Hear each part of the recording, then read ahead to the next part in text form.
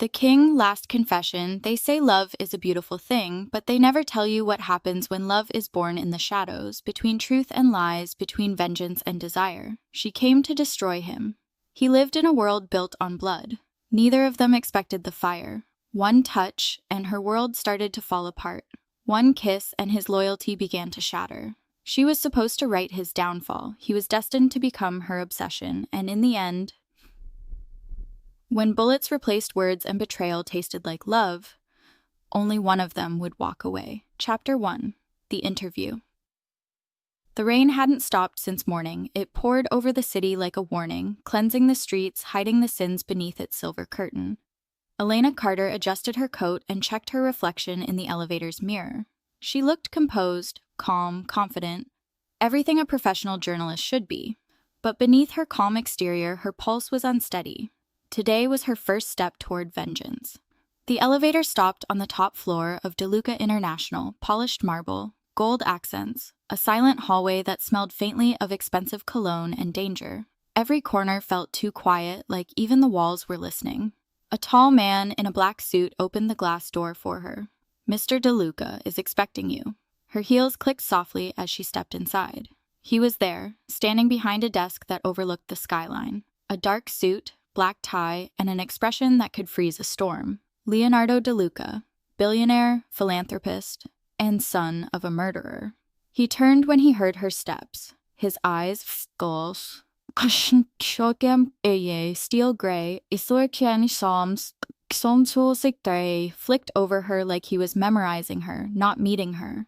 Then a smile curved at the corner of his lips. "You're late, Miss Carter."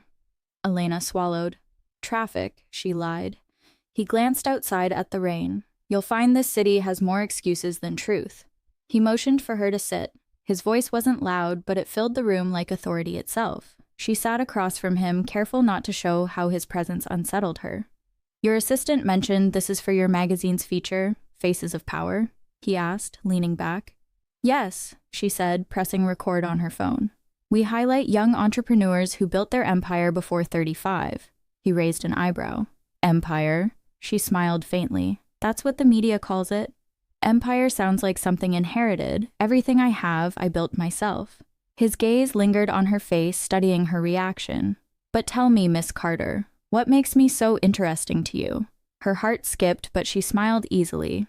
"You're a mystery, Mr. DeLuca. You came out of nowhere. No interviews, no scandals, no personal life. My readers love mysteries." He chuckled, low and smooth. "Mystery can be dangerous, Miss Carter." "So can truth," she said before she could stop herself. For a heartbeat, silence filled the space between them. His smile faded, not completely, but enough to make her feel the weight of his gaze. Then, to her surprise, he smiled again, softer this time. "I think I'm going to enjoy this interview," he said. She opened her notebook, pretending to take notes while her mind screamed, "Stay calm." Every instinct told her this man was dangerous, not just because of who his father was, but because of something else. Something that drew her in. For the next hour, they talked about his projects, his companies, his charities. He spoke with confidence, every word calculated, but there were moments, brief, almost invisible, where she caught something in his voice. Sadness? Guilt? She couldn't tell. When she finally stood to leave, he walked her to the elevator himself. The gesture felt oddly intimate. "Miss Carter," he said, stopping before she stepped in. "Next time, skip the rehearsed questions." She blinked. "Next time." His lips curved again. "I assume there'll be one. You're too curious to stay away." Before she could answer, the elevator doors closed between them, and her reflection stared back. Not of a journalist chasing a story, but of a woman whose heart had just started to betray her. And somewhere deep inside, she hated herself for it. Chapter 2. The Assignment. The newsroom smelled like burnt coffee and desperation. Phones rang, keyboards clattered, and somewhere in the chaos, Elena Carter sat at her desk, staring at the blinking cursor on her laptop screen. The title of her draft read, "The Billionaire with No Past." She hadn't typed a single word under it. The memory of Leonardo DeLuca's eyes, cold, precise, and impossibly human, still haunted her. He wasn't what she expected. He wasn't cruel. He wasn't arrogant. He was calm, controlled, and that was far worse. Still staring at a blank screen, huh? Elena didn't have to look up. She knew that voice, Mark Rayner, her editor, and the only person who knew why she'd taken the story in the first place.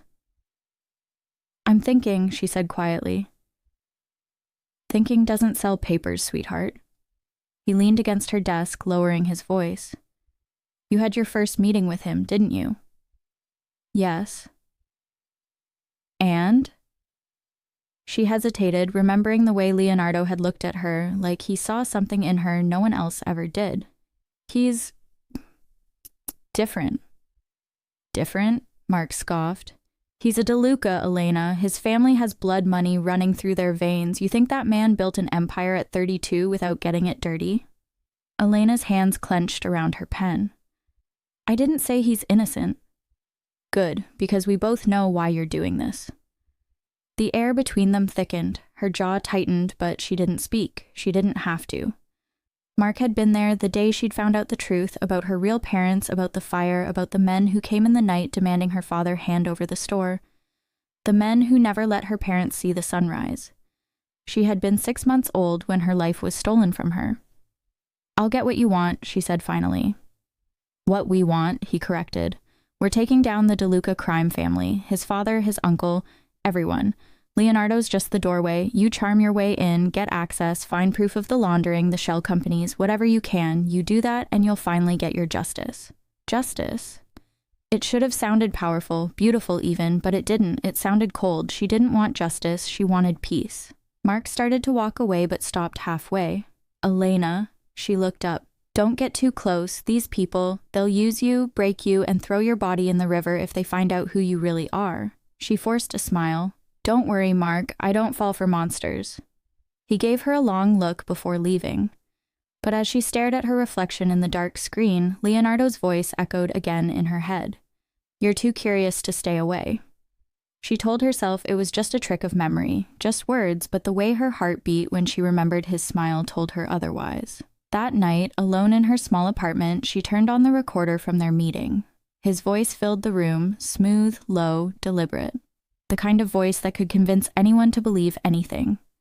She closed her eyes, trying to listen for mistakes, slips, something incriminating, but all she heard was warmth. Charm, humanity, and that terrified her more than anything else, because for the first time she was afraid that the monster she was hunting might actually be the only man who could make her feel alive. Chapter 3. The lines begin to blur. The restaurant was quiet that night, the kind of silence that didn't belong in a place owned by a man like Adrian Moretti. He had chosen the private room for their dinner, overlooking the city lights that glittered like secrets waiting to be told. Mara sat across from him, pretending to take casual notes about his business ventures, though she hadn't written a single word in the past 10 minutes. Her pen trembled between her fingers, betraying the storm inside her chest. Leon leaned back, eyes fixed on her in that way that made breathing difficult. "So," he said, voice deep and slow, "tell me, Ms. Vale, do you always look at your interviews like they might burn you alive?" She smiled faintly, trying to hide her racing pulse.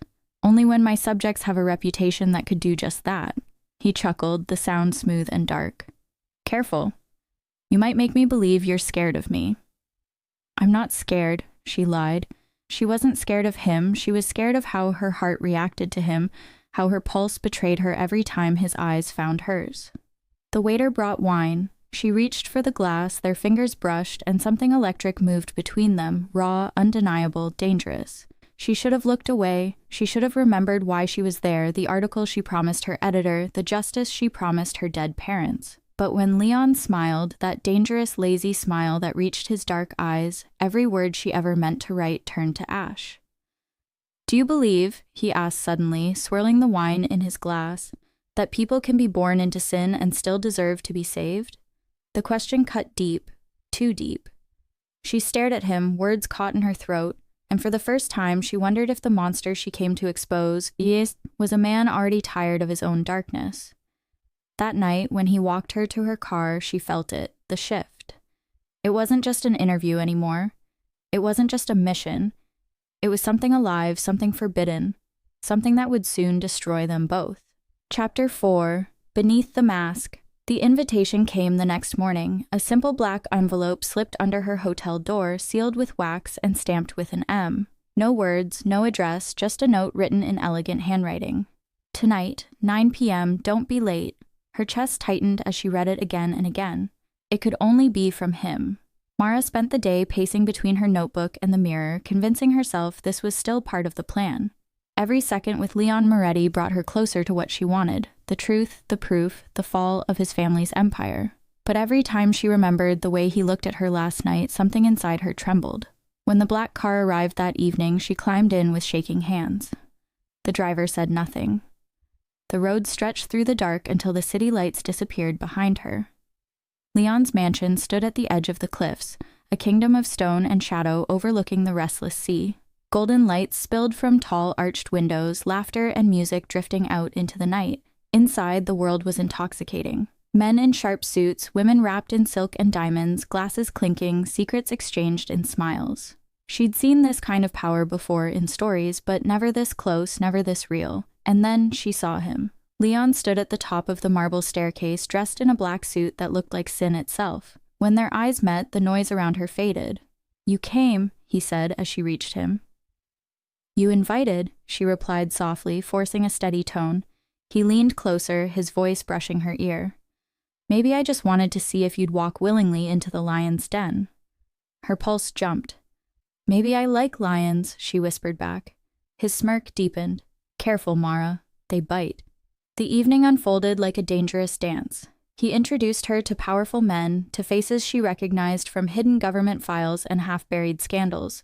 Every smile she gave, every word she spoke was recorded silently in her mind. This was it. This was the story that would burn the Moretti empire to the ground. But when he took her hand in the middle of the room, when the music slowed and his fingers slid around her waist, she forgot everything she ever planned. "You're trembling," he murmured. "Maybe it's the music," she said, breathless. He looked into her eyes, and for a brief moment she saw it, the flicker of something broken, something real, behind the mask he wore for the world. That night, as the ocean wind howled outside the mansion, she realized something terrifying. She wasn't sure anymore who was hunting whom. Chapter 5. The collision. Rain fell like glass shattering on the windshield. Mara's hands were tight around the steering wheel, her phone buzzing on the seat beside her. Leon had asked her to meet him at his penthouse, and for some reason she'd said yes before her mind could argue. The city lights blurred through the rain as she turned the corner, too fast, too distracted, and the world exploded into chaos. A blinding flash, the sound of metal twisting, and then silence. Her breath came in ragged gasps. The airbag had burst, her phone cracked on the floor, her arm throbbing. The car was wrecked, her thoughts worse. When she finally managed to pick up her phone, Leon's name was already on the screen. She tried to sound calm, but her voice broke. I was in an accident. I'm fine, I think. Just..." The line went dead. 15 minutes later, he was there. No bodyguards, no driver, just Leon drenched in rain, eyes burning with panic. He pulled the car door open with a force that made the metal groan. "Mara!" His hands were already on her, scanning for injuries, his voice sharp and trembling all at once. "You could have been killed." It's just a small crash," she whispered. He didn't listen. He scooped her into his arms before she could argue, his coat wrapping around her, the scent of him cutting through the rain. The city lights flickered over his face as he carried her into the car, his jaw clenched, every line of him carved in worry. At the hospital, he refused to leave her side. When the doctor said she was fine, just bruises, no fractures, Leon's shoulders finally loosened, but the look he gave her wasn't relief. It was something deeper, rawer. "I thought I lost you," he said quietly, his hand brushing her cheek. She laughed softly, trying to make it light. "You don't even know me." His eyes darkened. "That's the problem." The silence that followed was thick with everything they didn't say. He took her home afterward, not her hotel, but his home. His penthouse, high above the sleeping city, filled with glass and shadows and the faint sound of rain. She told herself she should leave. She told herself this was crossing the line. But when he handed her a towel, when his fingers brushed her skin, when their eyes met, the words in her throat disappeared. The kiss came first, slow, searching, desperate. Then came the pull neither of them could resist. Hours later, the rain had stopped, but the world still trembled. Sheets tangled around their bodies, the air heavy with silence and unspoken truth. Mara stared at the ceiling, her heart pounding like she'd just betrayed someone. Maybe him, maybe herself. Leon lay beside her, half turned toward her, eyes tracing her face like a secret he didn't want to understand. "I don't know what's wrong with me," he said quietly, "Aisha. I've been with women before, many, but it's never felt like this. You make me feel like I'm losing control." She wanted to answer, to lie, to remind herself this was just part of her plan, but her voice wouldn't come. Instead, she whispered, "Maybe you're not supposed to control it." He smiled faintly. "You say that like you're not the one tearing my world apart." And when he pulled her close again, her body forgot all the reasons she came into his life in the first place. Chapter 6. 3 months later, 3 months. That's how long it had been since the accident, since the night everything she'd sworn not to feel had become impossible to control. 3 months of secrets, of late-night calls and quiet meetings behind locked doors. 3 months of pretending she was still in control. Mara stood by the window of the penthouse, watching the city below. The morning sun made the skyline glow, but inside her there was only fog. Her laptop sat open on the coffee table, the half-finished article blinking on the screen. The untold empire of the Leone family. Every word she wrote felt like a knife. She'd spent months collecting fragments, bank records, whispers from his staff, a few photographs of meetings that no legitimate business would hold. The truth was forming piece by piece, but every piece hurt her more than it should. Because she wasn't supposed to love him. Behind her, she heard the sound of footsteps, slow and confident. Leon emerged from the bedroom, shirtless, still drying his hair with a towel. He looked too human this morning, less like the man feared by an empire and more like the man who held her all night just to feel her breathing. "You're awake early, he murmured, voice deep and slightly rough. "I couldn't sleep," she said, closing the laptop. He moved closer, stopping just behind her, close enough that she could feel the warmth of his chest against her back. "You work too much. You think too much." She smiled faintly. "You sound like you want me to stop thinking." "I do," he said softly, resting his hand on her shoulder. "Thinking always ruins beautiful things." She turned around, looking at him.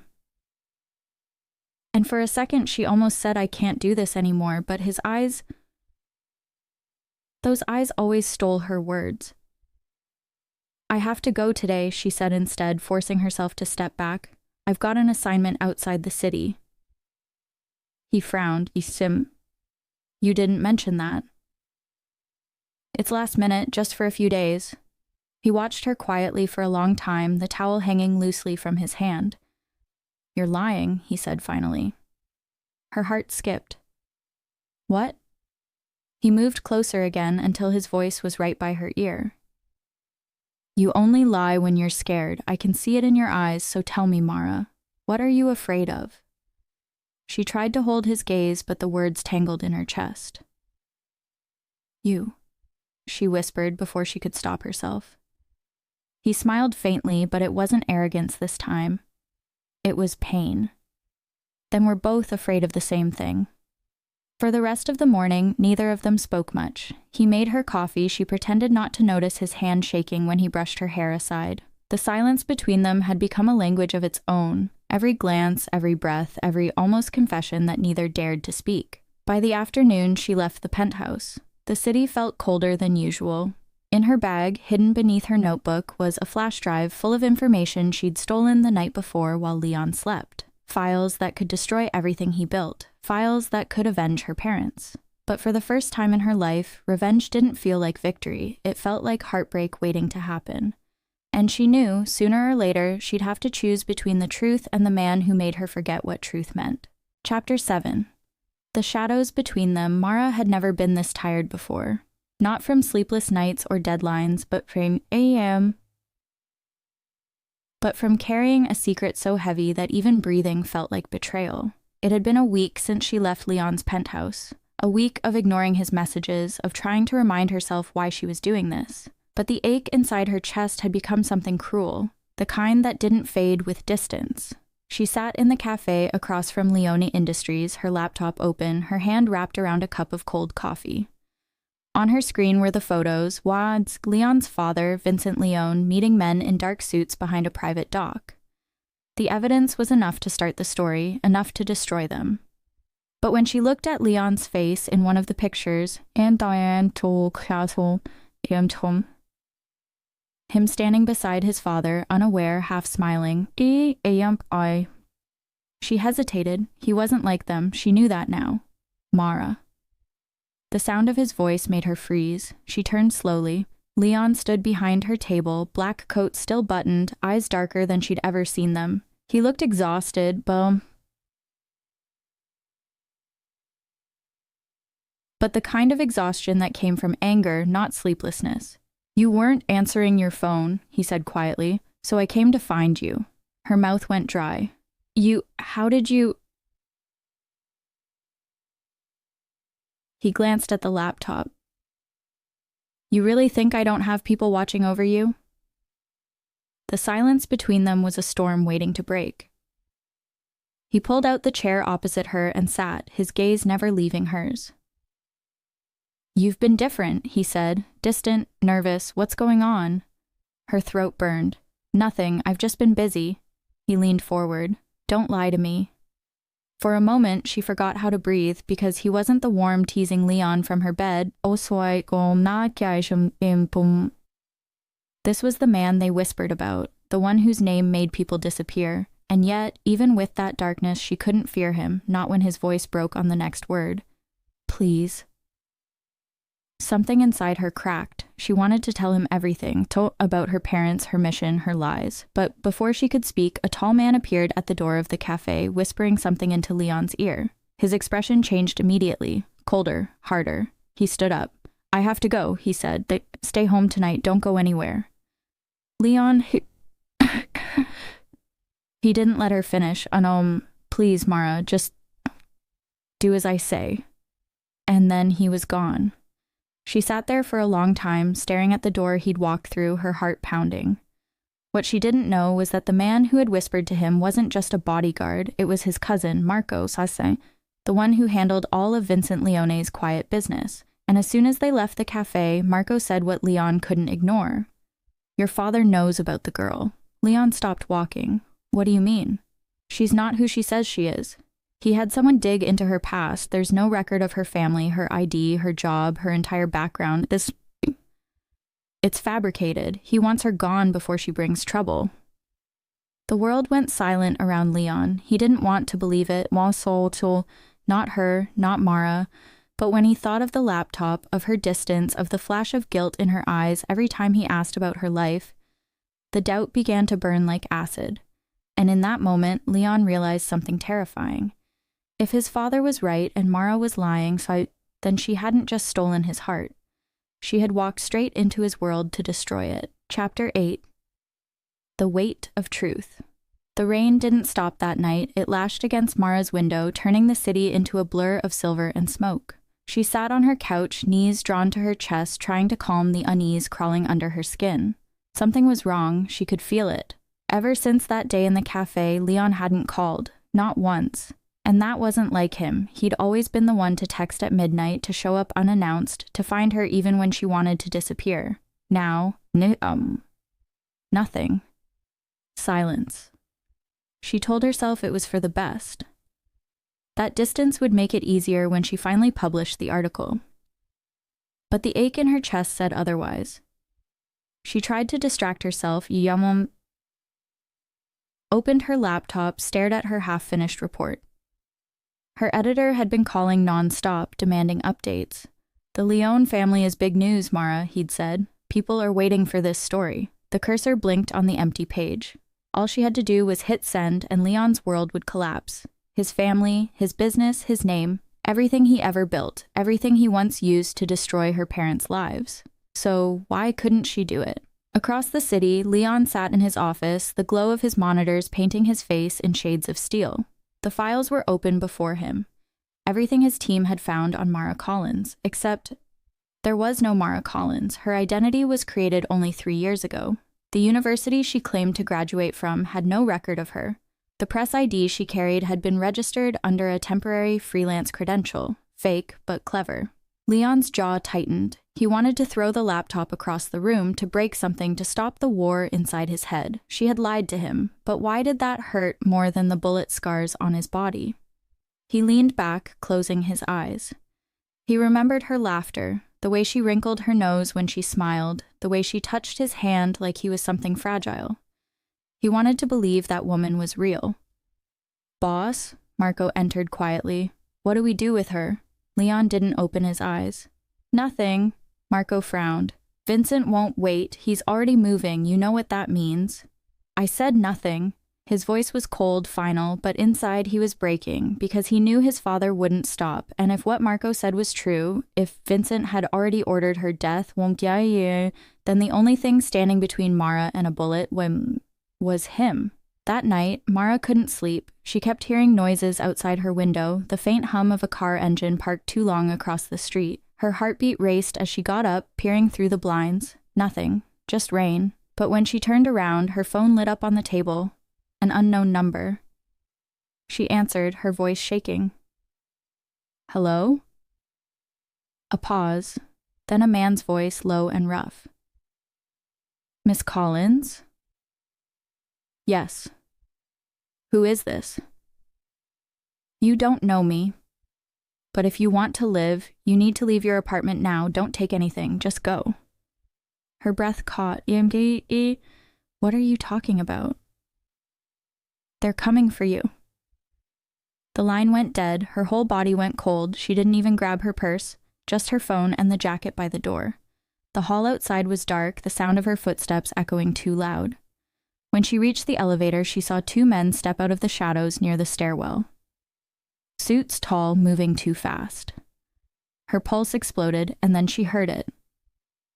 The familiar growl of an engine outside. The car door opened. A man stepped out, drenched from the rain, his black coat glistening under the streetlight. "Mara," Leon's voice cut through the chaos. "Get in the car." For a split second, she froze, torn between confusion and relief. Then one of the men pulled out a gun. Leon didn't hesitate. He grabbed her arm and pulled her against him as the first shot shattered the glass behind them. She screamed as he shielded her with his body, dragging her toward the car. They sped off into the night, the sound of gunfire fading behind them. Inside the car, her tears mixed with rain. He didn't speak. His jaw was tight, his knuckles white on the steering wheel. "Leon," she whispered, voice trembling. "What's happening?" His eyes were dark and furious. Not at her, but at the world that had dared to touch her. "You lied to me," he said softly, "but I'm not letting anyone else hurt you." And for the first time, Mara realized, the man she came to destroy, was now the only one keeping her alive. Chapter 9. Between love and blood. The rain had followed them all the way out of the city. By the time Leon finally stopped the car, the world around them was nothing but mist and pine trees. The engine hummed softly before going silent. Mara sat frozen in the passenger seat, her chest still rising and falling in quick, panicked breaths. Every sound outside, the creak of the wind, the faint drip of water, made her flinch. Leon didn't speak. He just sat there, one hand on the wheel, the other pressed against his side where a line of blood had soaked through his shirt. "Leon," she whispered, noticing it. "You're bleeding." "I've had worse." His voice was calm, but his eyes were sharp, focused, alive with something wild. "Worse?" She turned toward him, her hands trembling. "You got shot because of me." His gaze flicked to her, soft for just a heartbeat. "I didn't get shot because of you, Mara. I got shot because my family doesn't know when to stop." He opened the door and stepped out, slamming it behind him. She watched as he leaned against the hood, the rain washing over him, turning his shirt almost black. Something inside her cracked. She pushed open her door and followed, standing beside him in the cold. The forest smelled of wet earth and gasoline, and for a moment the world went still. "You should have left me," she said quietly. He turned, meeting her eyes. "I tried." Her heart stuttered. "What?" He stepped closer, close enough that she could feel his breath. "Every time you walked into a room, I told myself to walk out. Every time you smiled, I told myself to forget it. And every time you touched me..." His hand brushed her cheek, slow, trembling. I told myself it was just a lie. Was it? She whispered. He looked away, jaw clenching. It doesn't matter now. It does matter, she said, voice breaking. Because I was supposed to destroy you, Leon. That was the plan. I wanted to ruin your family. I wanted to see them pay for what they did to mine, but somewhere along the way, I forgot to hate you. The confession hit the air like thunder. He didn't speak, didn't even breathe, her tears mixed with rain. My father... He killed himself after your father's company took everything. Your family called it business. My mother died 2 years later. I spent my whole life chasing revenge, and now... all I can feel is you. Leon closed his eyes, the truth cutting deeper than any bullet. When he opened them again, his expression was unreadable, torn between guilt, fury, and something darker. He stepped forward, cupping her face in his hand, his thumb tracing the line of her jaw. I can't undo what my father did, he said. He said quietly. But I can promise you this. No one will ever hurt you again. Not even him. Her breath trembled. What are you going to do? End it, he said simply. Before she could speak, he leaned in. And then his lips met hers. It wasn't gentle, it was desperate, bruising, full of everything they'd tried to deny. The rain fell harder, washing over them as if the world itself couldn't stand still for what they had become. She clung to him like he was the only real thing left, and for a moment she didn't care about lies, blood, or vengeance. When they finally broke apart, his voice was hoarse. Stay here tonight. Tomorrow I'll deal with my father. Her throat tightened. You mean... you're going to confront him? Leon's gaze turned to the storm outside. No. I'm going to end him. And the way he said it, calm, certain, cold. Mara knew he wasn't just talking about revenge. He was talking about the end of everything. Chapter 10. The last night before the war, the storm never stopped. It screamed against the windows, howling like something alive. The world outside was chaos, and inside, Mara sat alone on the couch, knees pulled to her chest, watching the door that Leon had walked out of hours ago. His scent still lingered. That mix of smoke, rain, and danger she'd grown addicted to. She had told herself 1,000 times that she would walk away, but the truth was she couldn't, not anymore. She checked her phone again. No message, no call, only silence. Her mind raced with every possible ending, his father finding out, his men catching Leon first, or worse, Leon doing something that couldn't be undone. A single tear slipped down her cheek. She didn't even know when she started crying. The door creaked, her heart jumped. She stood up quickly, but it wasn't Leon, it was Kane, Leon's right-hand man, tall, broad, soaked from the rain, his eyes were dark with worry. Mara, he said, voice low. He's gone to the docks. You know what that means. She swallowed hard. He's going to kill his father. Kane hesitated, then nodded. And his father won't go down alone. Mara grabbed her jacket. Then take me there. Kane's hand caught her arm. Don't. If you go, you'll only make him lose focus. Leon's doing this for you to keep you safe. He doesn't want you there. Her voice cracked. I don't care what he wants. I can't just sit here and wait for the man I love to die. For a moment, neither of them moved. Then Kane sighed, muttered a curse under his breath, and tossed her the spare gun from his belt. Stay close to me, he said. The docks were silent when they arrived. Too silent. Only the echo of thunder and the low hum of distant engines filled the air. Mara followed Kane between the rows of shipping containers, her shoes splashing in puddles. Every step felt heavier, like she was walking into something she couldn't come back from. Then she saw them. Under a flickering light, Leon stood face to face with his father. Vincent DeLuca, the man who built his empire out of fear and blood, looked calm, too calm.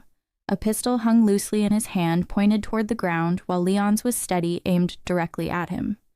You think you can destroy me, son? Vincent's voice carried across the rain. Everything you are, I made. The money, the name, the power. You think you can just erase it? I'm not erasing it, Leon said coldly. I'm ending it. Vincent laughed, a hollow, dangerous sound.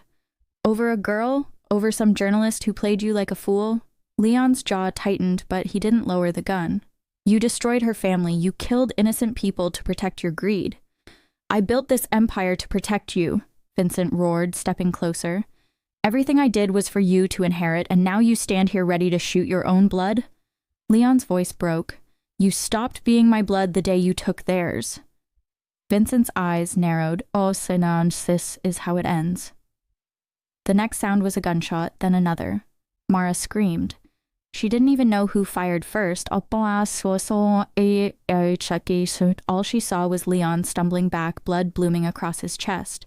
Kane ran forward, firing at Vincent's men as chaos erupted. Mara, run! Leon shouted, but she was already there, catching him as he fell. Leon, stay with me. Her hands pressed against his wound, but the blood wouldn't stop. His eyes found hers, soft, distant. You shouldn't have come.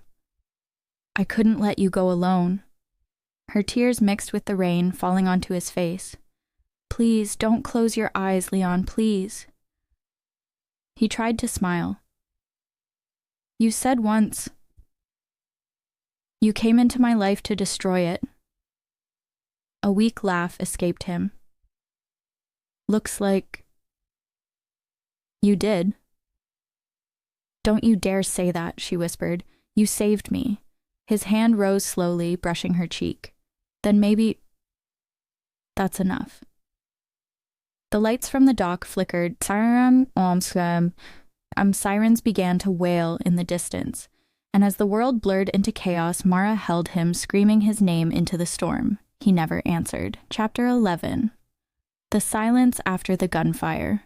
The rain didn't stop that night. It kept falling long after the sirens faded, long after the bodies were taken, long after the city pretended it had moved on. Mara sat in the hospital corridor, her hands covered in dried blood. His blood. She couldn't remember how she got there. She only remembered screaming his name until her throat broke, until they pulled her away from him, until she stopped fighting because her body simply gave up. Now she sat there, silence home, still in the same clothes, still staring at the door that would never open again. Miss Hale? The detective's voice broke through the silence. We need to ask you a few questions. Her lips parted, but no sound came. She just nodded. They sat across from her, two men in dark suits, faces empty of emotion. You were found at the scene of a shootout between Vincent DeLuca's men and his son, Leon DeLuca, one said, flipping through his file. We found a weapon near you. Are you aware that you're being treated as a witness and a potential accomplice? Mara blinked. Accomplice? The word didn't make sense. She wasn't part of any of it. She was supposed to write about them, not become them. I was just... Her voice cracked, dry and hoarse. I was just trying to save him. The detective watched her carefully.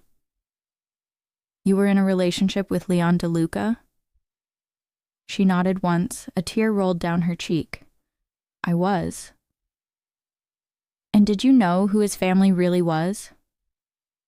Her silence was answer enough. They left her alone after that, but even when the door shut, she couldn't move. She couldn't breathe.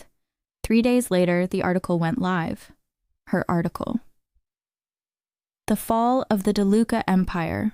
Every detail she'd ever uncovered, every crime she'd chased, every piece of evidence she risked her life for. It was all there.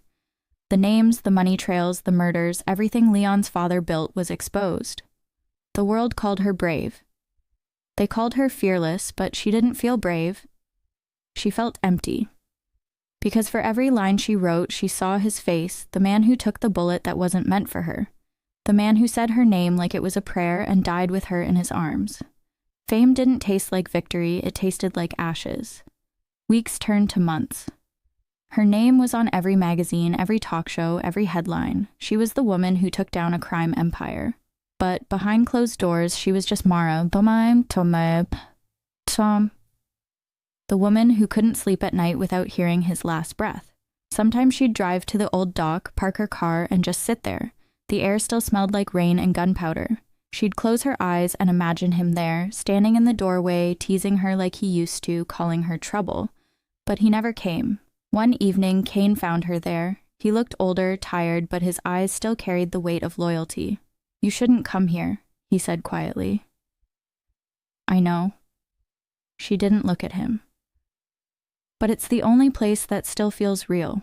Kane stood beside her for a long moment, then he reached into his jacket and pulled out a folded piece of paper. "He wrote this," he said softly. "Me to give it to you if anything happened." Her heart stopped. Her fingers trembled as she opened it. Leon's handwriting, bold, rough, familiar. "Mara, I don't know if you'll ever read this. Maybe I'll make it out, maybe I won't, but I need you to know something. You didn't destroy me, you saved me. For the first time in my life, I had something worth dying for, and if that's how it ends, then so be it. Don't let them turn you into a ghost like they did me. Live, Mara, live the life you deserve, and if there's another world after this one, I'll find you there." Leon. The paper fell from her hands as she broke down completely. For the first time in months, she let herself cry. Really cry. And somewhere in the middle of that pain, she finally understood. Love wasn't always meant to save. Sometimes it existed just to burn. Bright, brief, and unforgettable. Chapter 12. The Last Confession. A year had passed, the city had changed, new towers, new lights, new scandals. But for Mara, time had never really moved. Every morning she woke to silence. Every night she still reached to the side of the bed, expecting to find him there.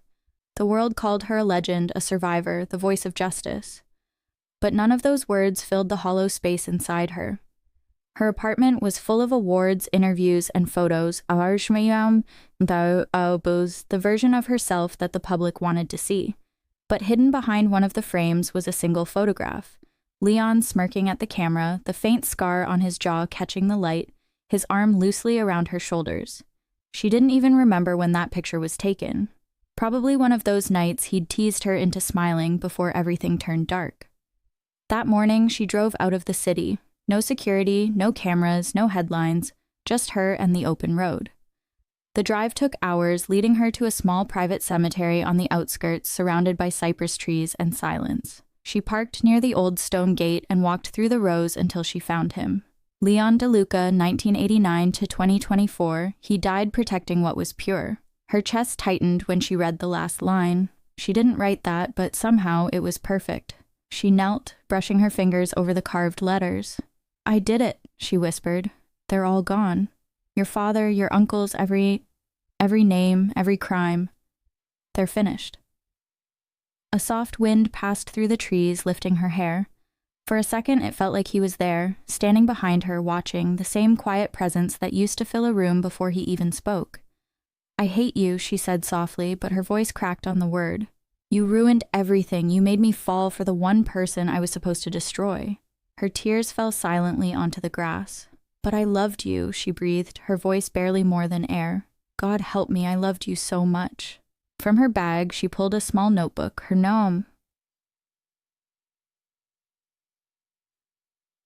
new one. The first page was blank except for a title, The Last Confession. She opened it and began to write. Not about the mafia or the corruption or the scandal. This time it was just him. Their story, the truth no one else would ever read. As she wrote, the rain began. Soft, quiet drops that soaked into the soil, washing away her tears. She stayed there until the sky turned gray, her heart both breaking and healing at once. Before she left, she placed a single white rose on his grave, the same kind he used to send her after every argument, always with that small note that said, "Still yours, even when you're wrong." She smiled through the tears, then she whispered, "You'll always be mine." Later, as she drove back into the city, the world looked different. Quieter. Softer. The ache in her chest was still there, but it wasn't hollow anymore. It was full. Full of everything he gave her. Everything they were, everything they lost, and for the first time since his death, she didn't feel like she was running from the past. She was carrying it, not as a burden, but as love. Fierce, broken, unforgettable love. The end.